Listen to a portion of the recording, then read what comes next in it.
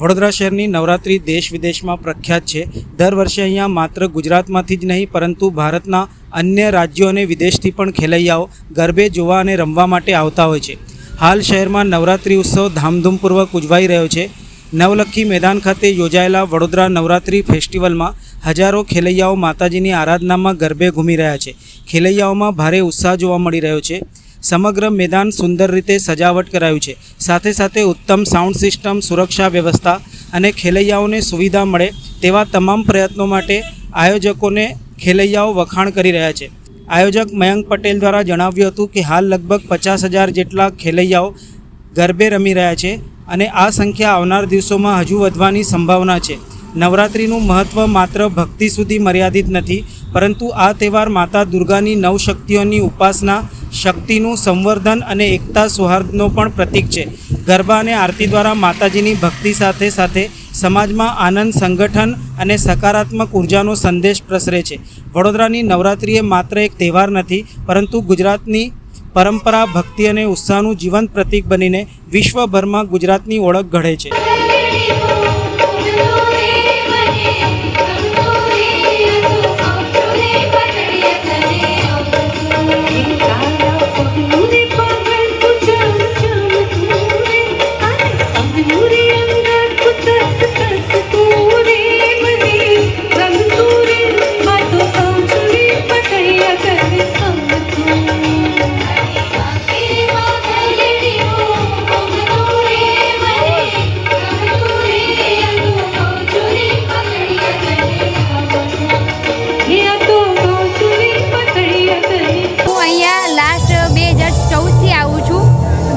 Vadodara Navratri festival BNF ground પર નવલખી ગ્રાઉન્ડમાં અને મને કેટલા વર્ષોથી અહીંયા આવ્યા પછી ખરેખર એવું લાગે છે કે આ ગ્રાઉન્ડમાં રમવું જોઈએ।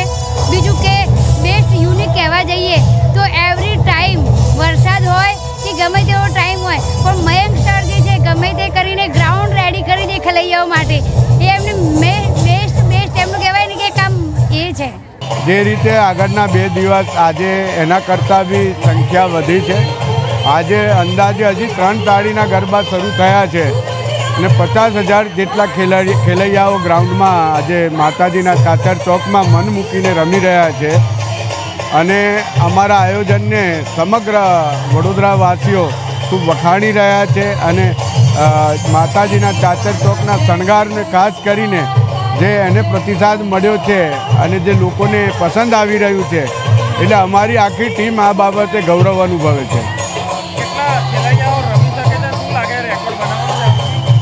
અત્યારે જ આપ જોઈ રહ્યા છો કે હજી 3 તાળી શરૂ થઈ છે અને હજુ 20 મિનિટ ગરબા શરૂ નથી થઈ અને ગ્રાઉન્ડમાં આપ જોઈ શકો છો કે 50,000 કરતાં વધુ ખેલૈયાઓ છે અને હજી અડધો કલાકમાં આખું ગ્રાઉન્ડ એટલે મને લાગે છે કે ગત વર્ષે જે 60,000નો રેકોર્ડ થયો તો એટલા ખેલૈયાઓ તો આજે જ અડધો કલાકની અંદર રમતા હશે એવું દેખાઈ રહ્યું।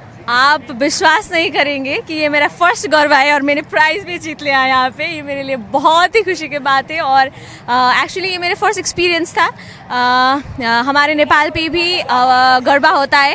मैं नेपाल से हूँ पर क्या है कि वहाँ की कल्चर थोड़े से डिफरेंट है और यहाँ की ये जो एनर्जी है, यहाँ जैसे लोग कल्चर को प्रिजर्व कर रहे हैं, मुझे देखकर इतनी खुशी हुई। एक्चुअली ये सीखने वाली बात भी है और अभी तक भी यूथ हो, महिलाएं हो, बूढ़े लोग हो, कोई भी आकर गरबा को इतना ज़्यादा शिद्दत से मना रहे, मुझे लग रहा है कि ये भारत से सब लोगों को सीखनी चाहिए। हाँ एग्जैक्टली, अभी तो सिर्फ नेपाल नहीं, हम बहुत सारे देश के लोग इधर आए हुए और भारत की ये इनिशिएटिव जो है, हिंदुज़म एक वे ऑफ लाइफ है और एक वे ऑफ लाइफ को ऐसे बचा कर ये भाईचारा भी ये डेवलप करती है।